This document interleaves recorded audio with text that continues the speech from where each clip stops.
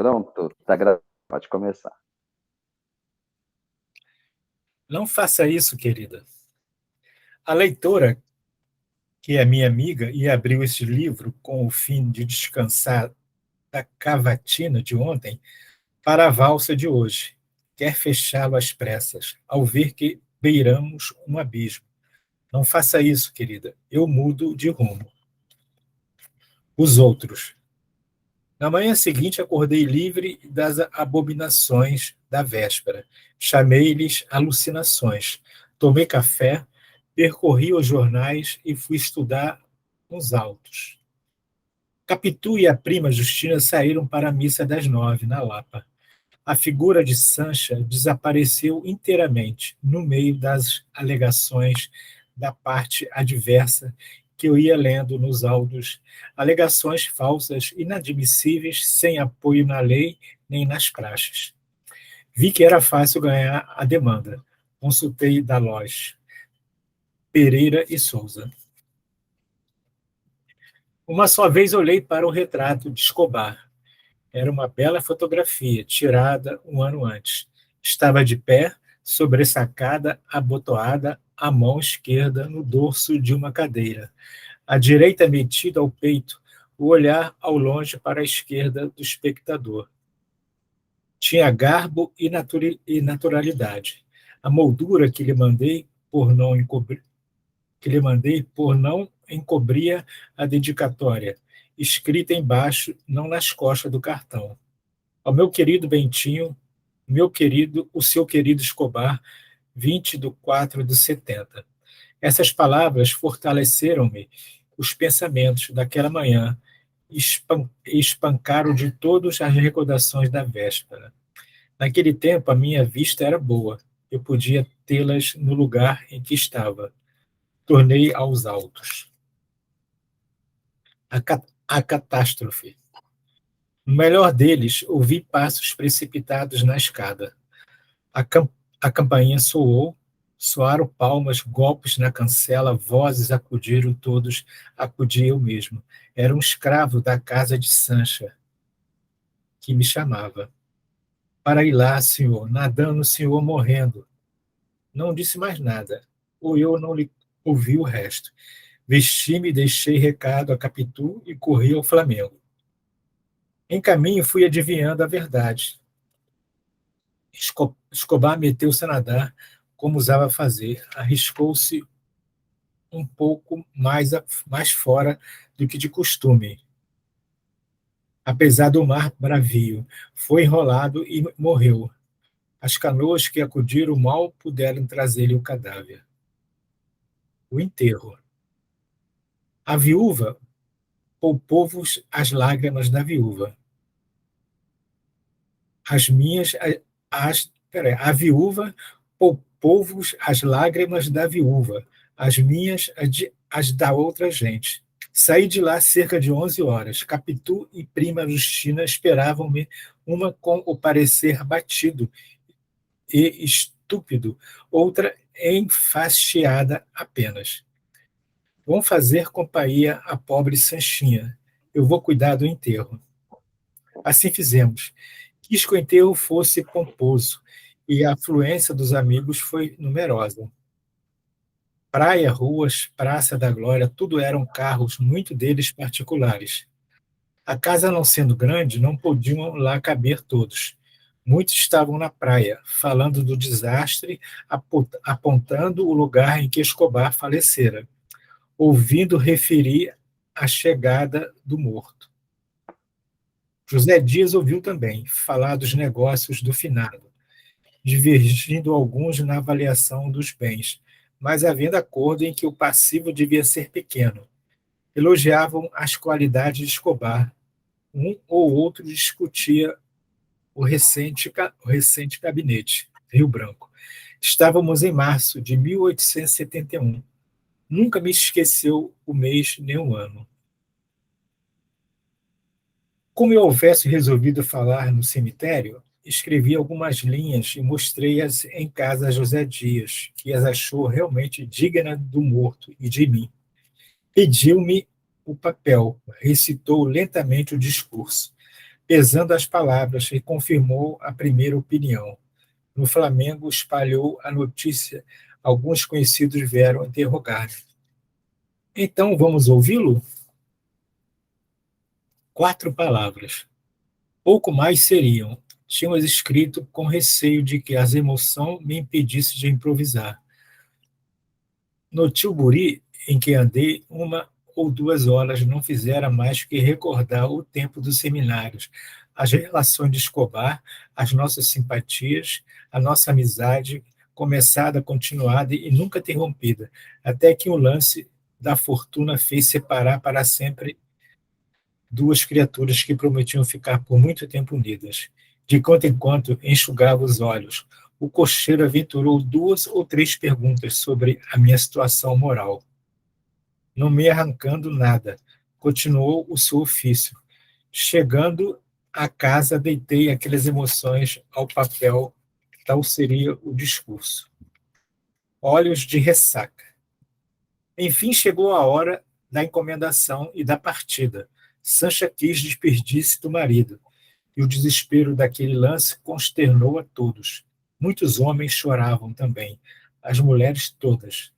Só Capitu, amparando a viúva, parecia vencer-se a si mesma. Consolava a outra. Queria arrancá-la dali. A confusão era geral. No meio dela, Capitu olhou alguns instantes para o cadáver, tão apaixonadamente fixa, que não admira lhe saltassem algumas lágrimas poucas e caladas. As minhas cessaram logo. Fiquei a ver as dela. Capitu enxugou-as depressa, olhando a furto para a gente que estava na sala. Redobrou de carícias para a amiga e quis levá-la. Mas o cadáver parece que a retinha também. Momento houve em que os olhos de Capitu fitaram o defunto.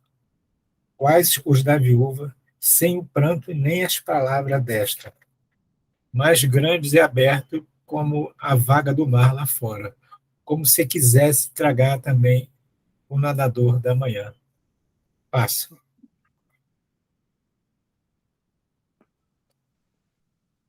O discurso. Vamos, são horas. Era José Dias que me convidava a fechar o ataúde. Fechamo-lo, fechamo-lo. E eu peguei numa das argolas, rompeu o alarido final. Palavra que, quando cheguei à porta, vi o sol claro. Tudo gente e carros, as cabeças descobertas. Tive um daqueles meus impulsos que nunca chegavam à execução. Foi atirar a rua Caixão, defunto e tudo. No carro, disse a José Dias, que se calasse. No cemitério, tive de repetir a cerimônia de casa, desatar as correias e ajudar a levar o féretro à cova. Que isso me custou? Imagina. Descido o cadáver à cova, trouxeram a cal e a pá. Sabes disso, terás ido a mais de um enterro. Mas o que não sabes, nem podes saber, nenhum dos teus amigos, leitor ou qualquer outro estranho, é a crise que me tomou quando vi todos os olhos em mim. Os pés quietos, as orelhas atentas, e ao cabo de alguns instantes de silêncio, um sussurro vago, algumas vozes interrogativas, sinais e alguém. José Dias que me dizia ao ouvido. Então fale. Era o discurso, o discurso. Tinham jus ao discurso anunciado. Maquinalmente, meti a mão no bolso, saquei o papel e li-o aos trambolhões. Não todo, nem seguindo, nem claro. A voz parecia-me entrar em vez de sair. As mãos tremiam. Não era só a emoção nova que me fazia assim. Era o próprio texto, as memórias do amigo, as saudades confessadas, os louvores, a pessoa e aos seus méritos. Tudo isto que eu era obrigado a dizer, e dizia mal. Ao mesmo tempo, temendo que me adivinhassem a verdade, forcejava. por escondê-la bem. Creio que poucos me ouviram, mas o gesto geral foi de compreensão e de aprovação. As mãos que me deram a apertar eram de solidariedade. Alguns diziam, muito bonito, muito bem, magnífico. José Dias achou que a eloquência estivera na altura da piedade. Um homem, que me pareceu jornalista, pediu-me licença para levar um manuscrito e imprimi-lo. Só a minha grande turvação recusaria um obséquio tão simples. Uma comparação. Príamo julgasse o mais infeliz dos homens, por beijar a mão daquele que lhe matou o filho. Homero é que relata isto, e é um bom autor, não obstante contá-lo em verso, mas há narrações exatas em verso, e até mal verso. Compara a tua situação de Príamo, com a minha. Eu acabava de louvar as virtudes de um homem que recebera, defunto, aqueles olhos. É impossível que algum Homero não tirasse da minha situação muito melhor efeito, ou quando menos igual. Nem digas que nos faltam Homeros, pela causa apontada em Camões. Não, senhor, faltam-nos, é certo, mas é porque os príamos procuram a sombra e o silêncio, as lágrimas e as têm. São enxugadas atrás da porta, para que as caras apareçam limpas e serenas. Os discursos são antes de alegria que de melancolia, e tudo passa como se Aquiles não matasse Heitor. Cismado. Pouco depois de sair do cemitério, rasguei o discurso e deitei os pedaços pela portinhola fora, sem embargos dos esforços de José Dias para impedi-lo. Não presta nada, disse-lhe eu. E como posso ter a tentação de dá-lo a imprimir? Fica já destruído de uma vez. Não presta, não vale nada. José Dias demonstrou longamente o contrário. Depois elogiou o enterro. E por último fez o panegírico do morto.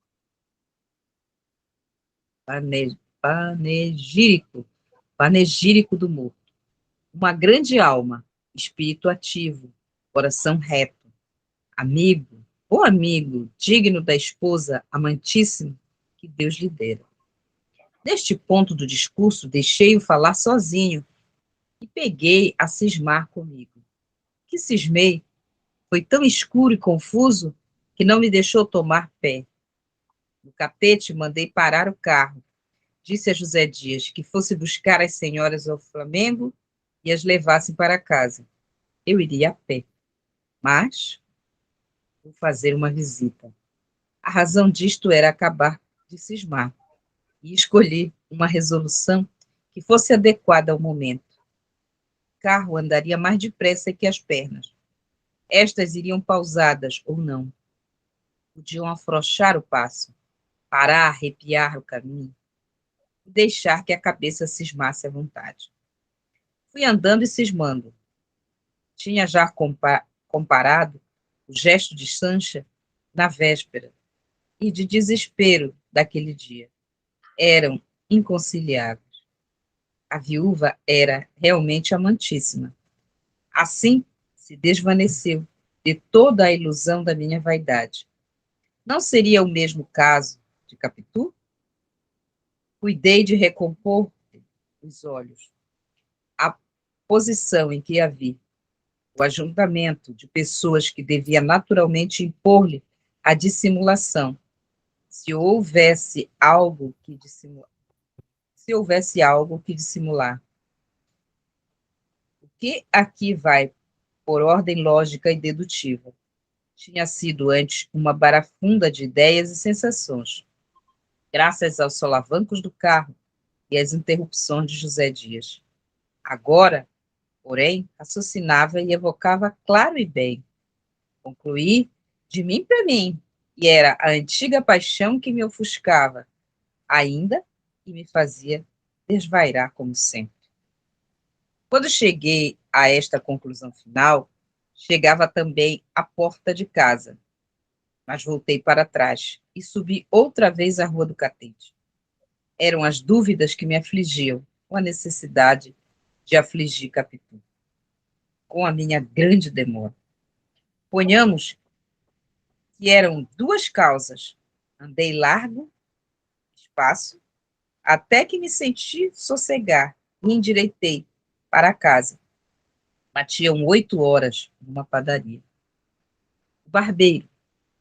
Perto da casa havia um barbeiro, que me conhecia de vista, amava a rabeca e não tocava inteiramente mal. Na ocasião em que ia passando, escutava, não sei que peça.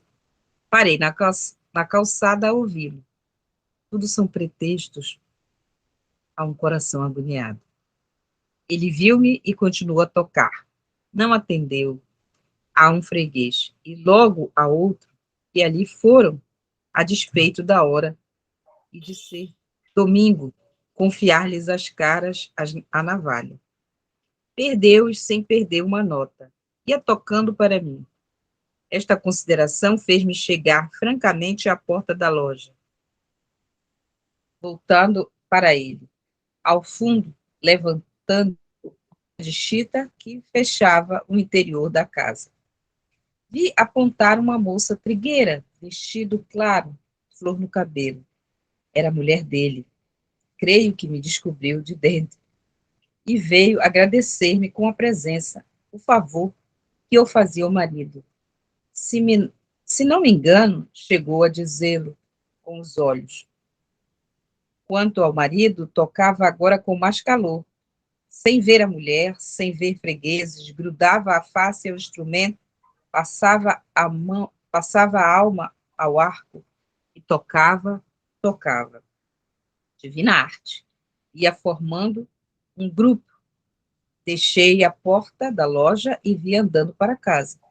Enfiei pelo corredor e subi as escadas sem estrépito. Nunca me esqueceu o caso deste barbeiro, ou por estar ligado a um momento grave da minha vida, ou por esta máxima, que os compiladores podem tirar daqui e inserir nos compêndios de escola. A máxima é que a gente esquece devagar as boas ações que pratica, e verdadeiramente não as esquece nunca. Pobre barbeiro, perdeu 2 barbas naquela noite, que era o pão do dia seguinte, tudo para ser ouvido de um transuente. Supõe agora que este, em vez de ir-se embora, como eu fui, ficava à porta a ouvi-lo e a namorar-lhe a mulher. Então é que ele, todo arco, todo rabeca, tocaria desesperadamente. Divina arte. Passo. Punhado de sucessos. Como ia dizendo, subi as escadas sem estrépito.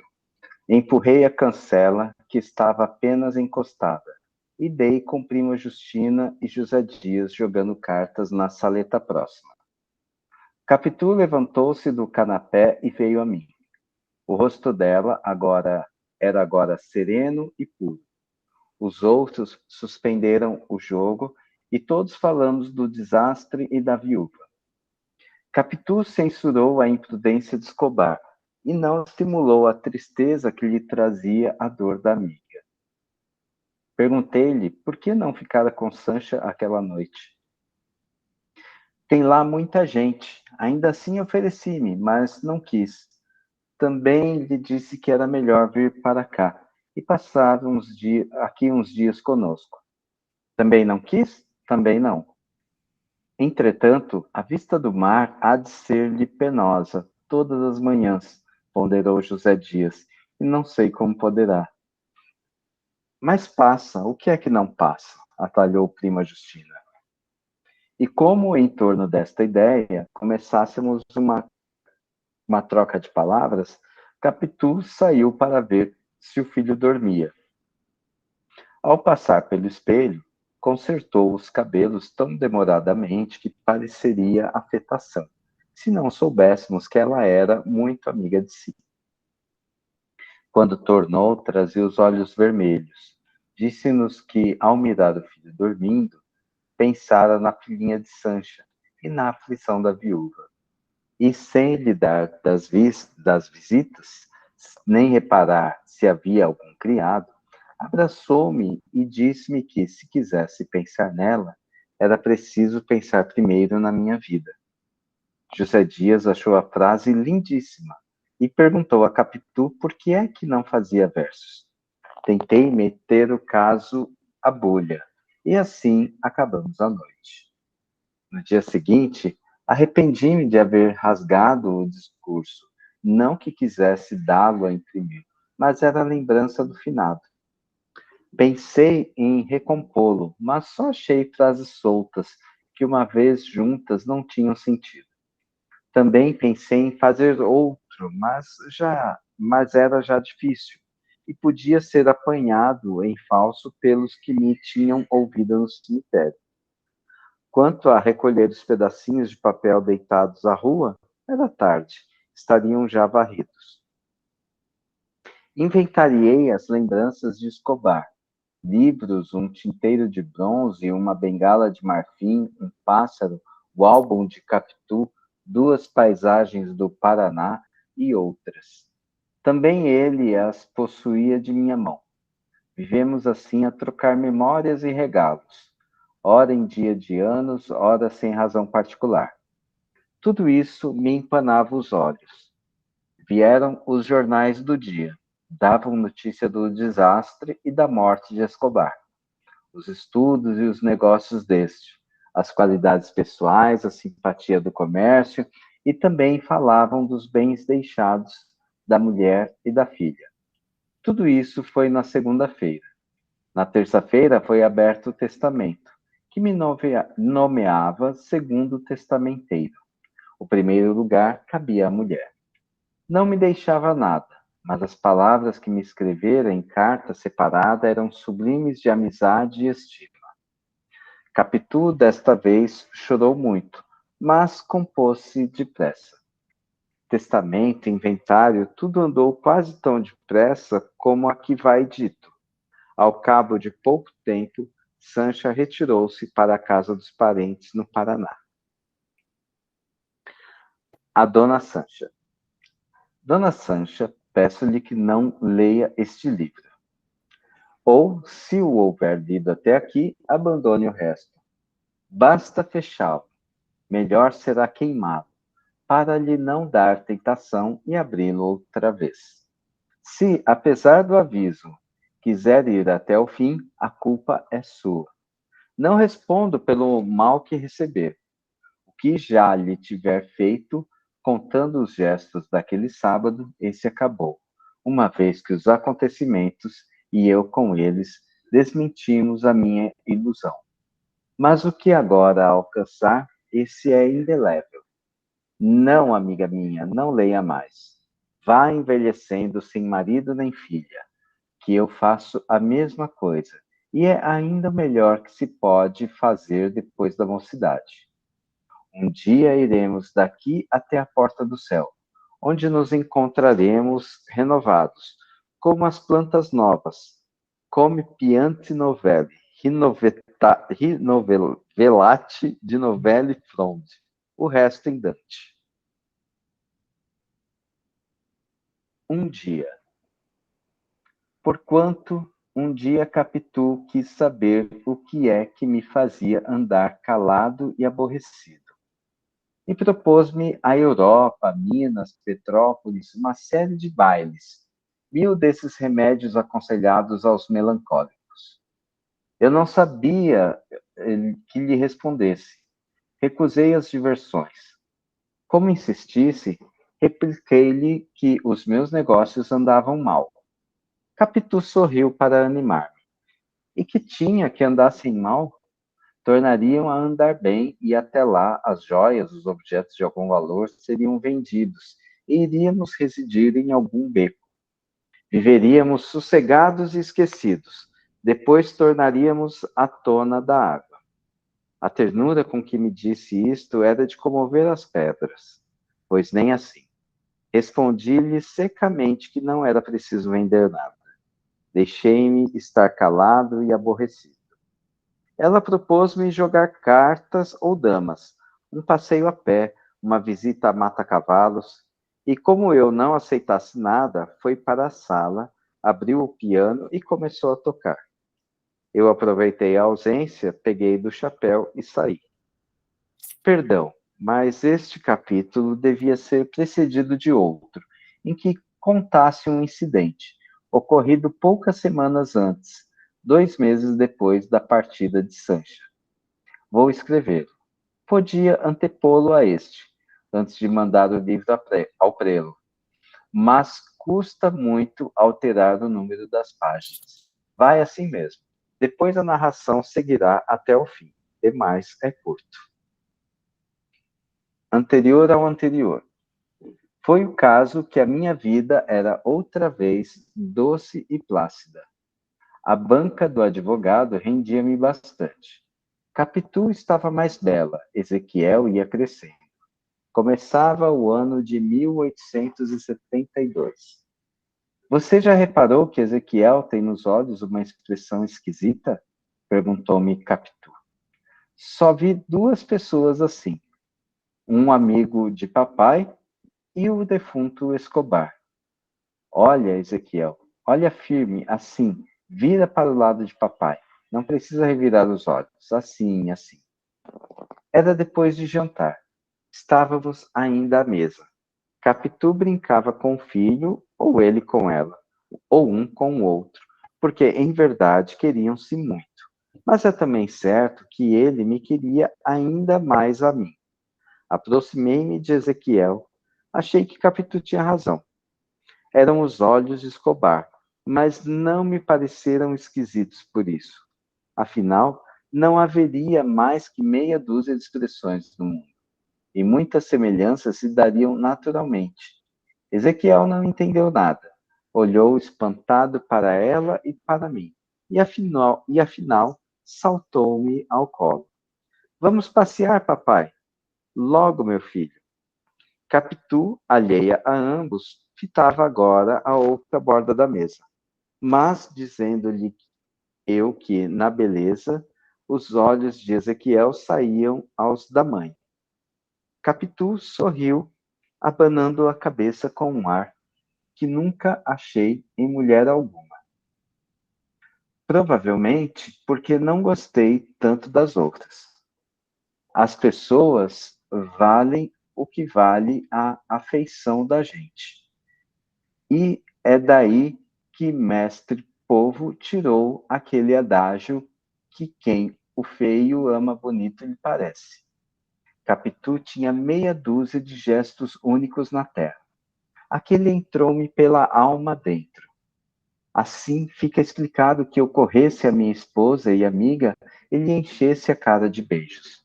Mas este outro incidente não é radicalmente necessário à compreensão do capítulo passado e dos futuros. Fiquemos nos olhos de Ezequiel. Passo.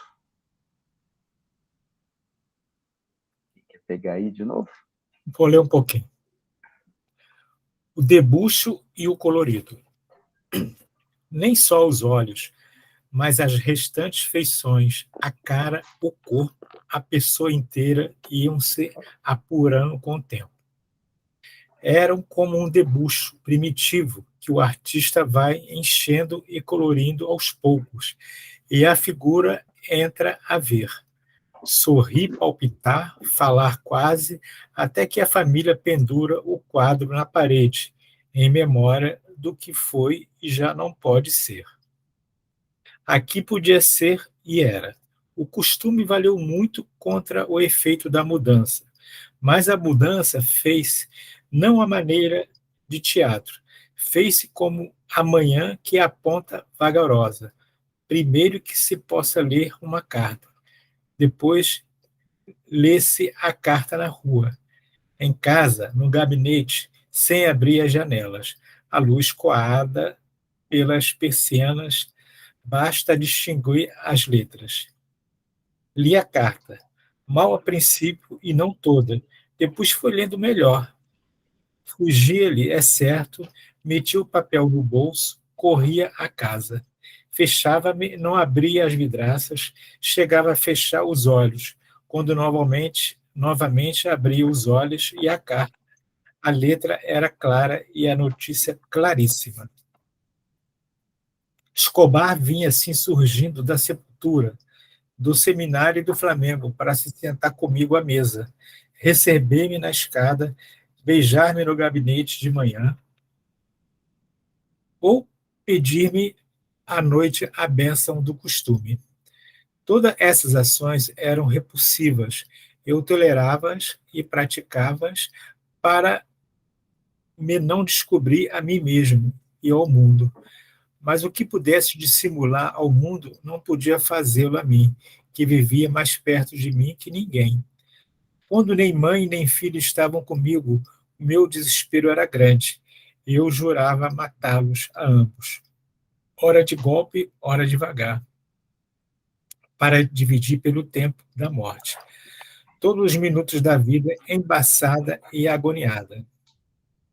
Quando, porém, tornava a casa e via no alto da escada a criaturinha que me queria esperava, ficava desarmado e diferia o castigo de um dia para o outro. O que se passava entre mim e Capitu naqueles dias sombrios não se notará aqui, por ser tão miúdo e repetido, e já tão tarde que não se poderá dizê-lo sem falha nem canseira. Mas o principal irá. E o principal é que os nossos temporais eram agora contínuos e terríveis. Antes de descoberta aquela má terra de verdade, tivemos outros de pouca dura. Não tardava que o céu se fizesse azul, o sol claro e o mar chão, por onde abríamos novamente. As velas que nos levavam às ilhas e costas mais belas do universo, até que outro pé de vento desbaratava tudo, e nós, nos posto a capa, esperávamos outra bonança, que não era tardia nem dúbia, antes total, próxima e firme. Relevar-me essas metáforas. Cheiram ao mar e à maré, que deram morte ao meu amigo, e com bolso Escobar. Cheiram também aos olhos de ressaca de Capitu. Assim, posto sempre fosse homem de terra, conto aquela parte da minha vida como o marujo contaria o seu naufrágio. Já entre nós, só faltava dizer a palavra última. Nós alíamos, porém, nos olhos um do outro, vibrante e decisiva, e sempre que Ezequiel vinha para nós, não fazia mais que separar-nos. Capitu propôs de metê-lo em um colégio, donde só viesse aos sábados. Custou muito ao menino aceitar essa situação. Quero ir com papai. Papai há de ir comigo, bradava ele. Fui eu mesmo que o levei um dia de manhã, uma segunda-feira. Era no antigo Largo da Lapa, perto da nossa casa. Levei-o a pé pela mão, como levava o ataúde do outro. O pequeno ia chorando e fazendo perguntas a cada passo. Se eu voltaria para casa e quando? Se eu iria vê-lo. Vou. Papai, não vai. Vou sim. Jura, papai? Pois sim. Papai, não diz que jura. Pois juro. E lá o levei e deixei. A ausência temporária não atalhou o mal e toda a arte fina de Capitu para fazê-lo atenuar. Ao menos foi como se não fosse eu sentir-me cada vez pior. A mesma situação nova agravou a minha paixão. Ezequiel vivia agora mais fora da minha vista, mais à volta dele, ao fim das semanas, ou pelo descostumes em que eu ficava, ou porque o tempo fosse andando e completando a semelhança, era a volta de Escobar mais vivo e ruidoso. Até a voz, dentro de pouco, já me parecia a mesma. Aos sábados buscava não jantar em casa e só entrar quando ele estivesse dormindo, mas não escapava aos domingos, no gabinete quando eu me achava entre jornais e autos. Ezequiel entrava turbulento, expansivo, cheio de riso e de amor, porque o demo do pequeno cada vez morria mais por mim. Eu, a falar verdade, sentia agora uma aversão que mal podia disfarçar, tanto a ela como aos outros, não podendo encobrir inteiramente esta disposição moral. Cuidava, cuidava de me não fazer em contra disso com ele, ou só o menos que pudesse.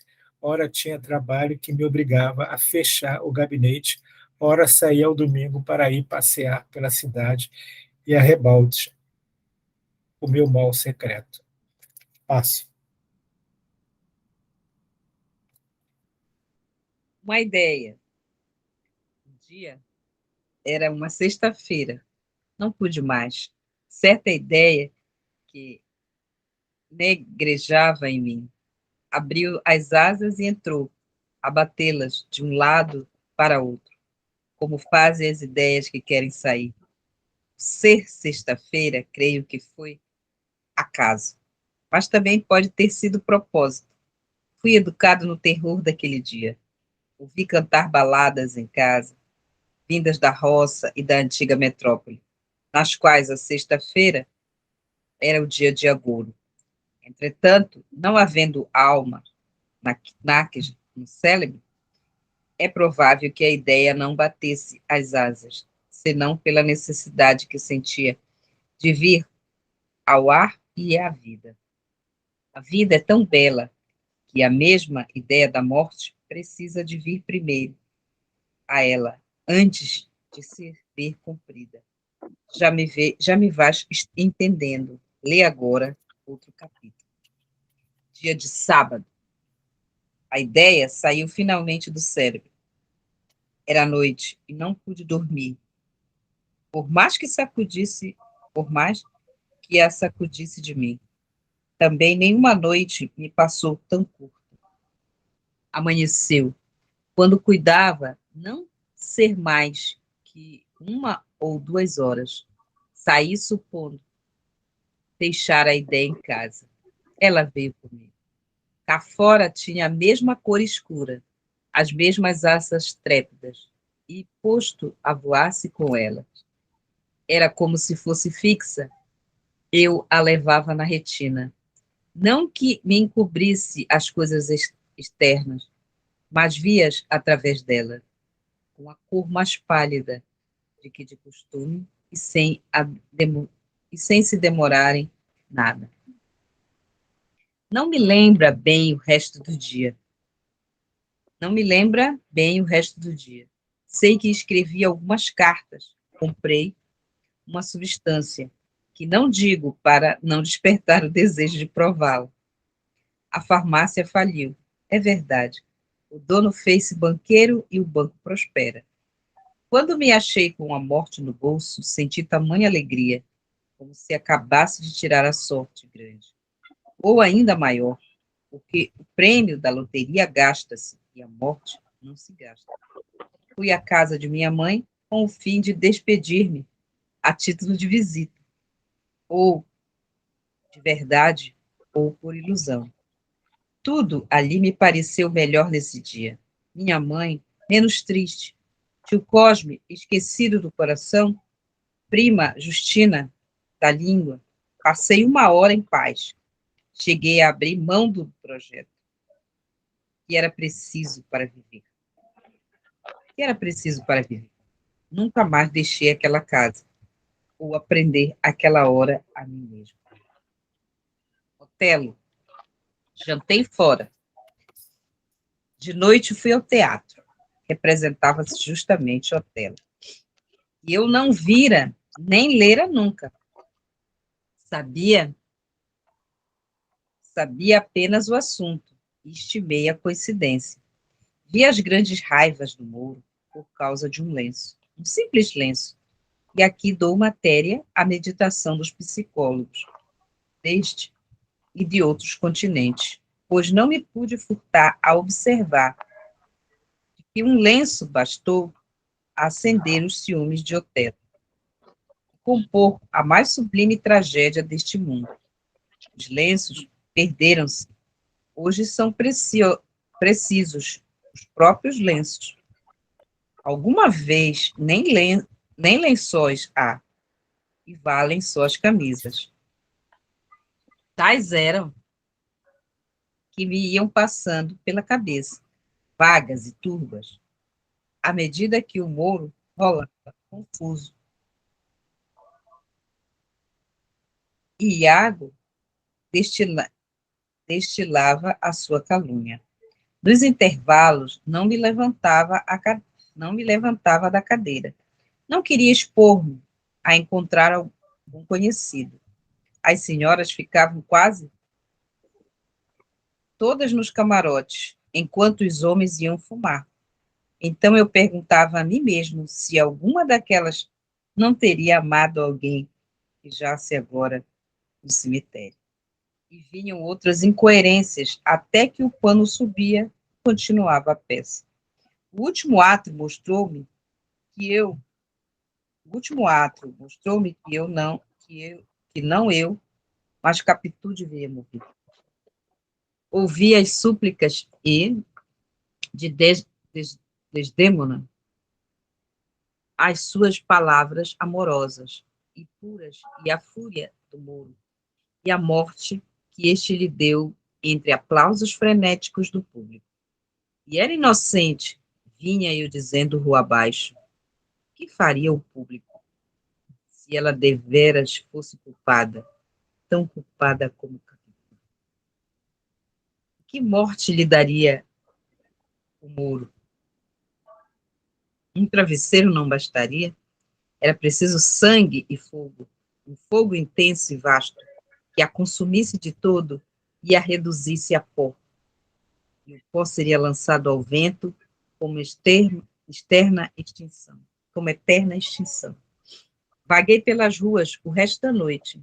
Sei, é verdade, que quase nada, mas bastante para ir até amanhã. Vi as últimas horas da noite e as primeiras do dia. Vi os derradeiros passeadores e os primeiros varredores. As primeiras carroças, os primeiros ruídos, os primeiros albores. Um dia que vinha depois do outro, e que me veria ir para nunca mais voltar. As ruas que eu andava, como que me fugiam por si mesmo.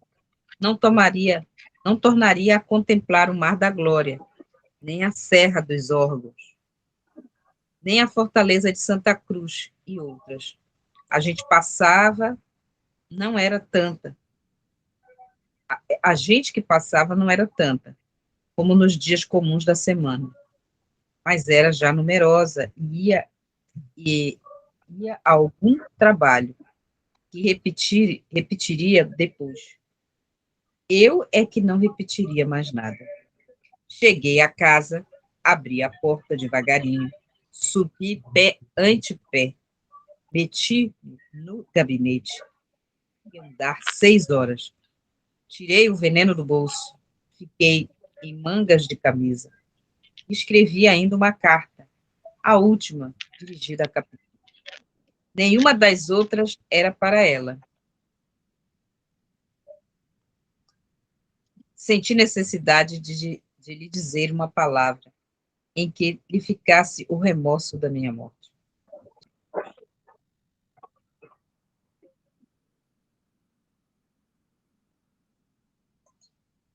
E acho que a Silene caiu, parece.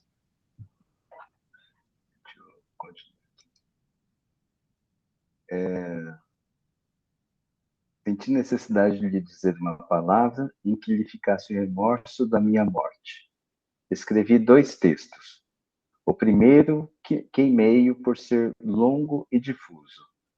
O segundo continha só o necessário. claro e breve. Não lhe lembrava o nosso passado, nem as lutas havidas, nem alegria alguma. Falava-lhe só de Escobar e da necessidade de morrer. Agora são 7:55, aí a gente deixa o restante para a semana que vem. Boa noite, Mônica. Mônica chegou aí. Boa noite! Cheguei atrasada, mas cheguei, desculpa. Oh, beleza, ainda bem que chegou. Mas Bentinho tá Rapaz. Tá virado no giraia. O negócio tá... Já comprou veneno. Já comprou veneno e tudo. Olha não, cara. É interessante a história, né? Eu não imaginava isso, que ele fosse descobrir. É bem criativo ele. Né? Então, e é muito isso, né? Você vai vendo que desde a adolescência, aquela coisa, ele já tinha essa coisa dessa insegurança, né? E uma coisa meio, né? Assim, que guardava para ele. E aí, essa coisa da Capitu, depois do filho, dos olhos do filho. E não tinha exame de DNA. Pois é, eu pensei nisso também. Já estaria resolvido, né? Então. Né, mas, né, então, tudo isso, mas né? Pode falar. Acho que não é só os olhos, né? Tinha outras coisas também, né? Que ele foi descobrindo, né? O jeito de andar, aquelas coisas todas. Isso, né? E aí ele vai ligando, né? Vai ligando as coisas. O jeito de andar, aí mais o choro da Capitu, né? No enterro. Eu fiquei pensando também a sogra, né? Não querer receber mais. Falei, gente, será que ela descobriu na frente do filho que... Aí eu pensei, será? Eu não sei. Então, e essa que eu acho que é a genialidade do Machado de Assis, né? Porque ele vai jogando essas coisas, né? Que ele jogou esse negócio aí da mãe que não queria receber mais. Ele só jogou, meio que assim, jogou e saiu correndo, né? Mas aí pro leitor, né? Pro leitor fica essa coisa, né? Pô, mas a mãe não queria receber, né? Porque isso aí, né? Claramente é uma pista, assim, né? Porque dá essa impressão mesmo. Mas o que é muito legal, porque por isso que tem a dúvida até hoje, né? Do traiu ou não traiu. Porque ele vai construindo essa personalidade insegura do Bentinho desde o começo, desde a infância, né? E a dependência da mãe também, né? Também. Então, e ao mesmo tempo a Capitu, você vê que é aquela personalidade altiva, né? Aquela pessoa... Que dissimula bem também, né? E também tem essa dissimulação desde criança. E ela consegue se impor ao Betinho, né? Ao Bentinho. Em algum discurso, assim, alguma desconfiança, ela já entrava e acabava a desconfiança dele. Exatamente. É um barato. Legal. Eu acho que na próxima a gente termina, né? Eu tô achando que sim também. Falta muito pouquinho. Tô achando que sim também. Vamos ver. Mas legal. Vamos que vamos, então. Mônica, você já leu Dom Casmurro ou não?